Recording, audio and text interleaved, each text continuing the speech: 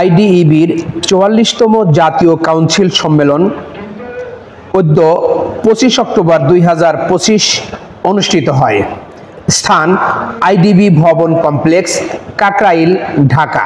বাংলাদেশের সর্ববৃহৎ পেশাজীবী সংগঠন আইডিইবি অর্থাৎ institution of diploma engineers Bangladesh এর ৪৪তম জাতীয় কাউন্সিল সম্মেলন অনুষ্ঠিত হয়। উক্ত সম্মেলনে সভাপতিত্ব করেন কাউন্সিলর চেয়ারম্যান প্রকৌশলী মোহাম্মদ কবির হোসেন, আহ্বায়ক অন্তর্বর্তীকালীন কেন্দ্রীয় কমিটি, এবং প্রধান অতিথি হিসেবে উপস্থিত থাকেন জনাব মোহাম্মদ এহসানুল হক, সিনিয়র সচিব, জনপ্রশাসন মন্ত্রণালয়, গণপ্রজাতন্ত্রী বাংলাদেশ সরকার। উক্ত কাউন্সিল অধিবেশনে যোগদান করে সারা বাংলাদেশ থেকে সদস্য প্রকৌশলী বৃন্দগণ।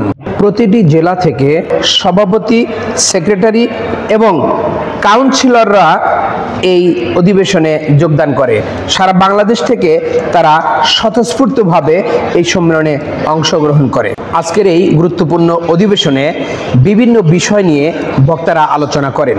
সেখানে উঠে আসে জাতীয় গুরুত্বপূর্ণ বিভিন্ন বিষয় এবং সদস্য প্রকৌশলীদের পেশাগত বিভিন্ন বিষয়, ইনস্টিটিউশন এর বিভিন্ন বিষয় এবং সাংগঠনিক বিষয়, বিভিন্ন বিষয় নিয়ে বিশদভাবে সেখানে আলোচনা করা হয়। জাতীয় গুরুত্বপূর্ণ বিষয়ের মধ্যে কারিগরি ও বৃত্তিমূলক শিক্ষায় বিরাজমান সমস্যা ও সমাধান নিয়ে আলোচনা করা হয়। দক্ষ ও মেধাভিত্তিক জাতি রাষ্ট্র গঠনে করণীয়, উন্নত ও সমৃদ্ধ বৈষম্যহীন বাংলাদেশ বিনির্মাণে দক্ষতার সুযোগ সৃষ্টিতে, সৌহার্দ্যপূর্ণ কর্মপরিবেশ সৃষ্টিতে করণীয় এবং শিল্প বিপ্লবের চলমান চ্যালেঞ্জ ও সম্ভাবনা সম্পর্কে করণীয়। পেশাগত বিষয়ের মধ্যে পেশাগত দক্ষতা উন্নয়ন ও সদস্য প্রকৌশলীদের স্বার্থ সংরক্ষণে কি কি করণীয় আছে সেই বিষয়গুলো আলোচনা করা হয়।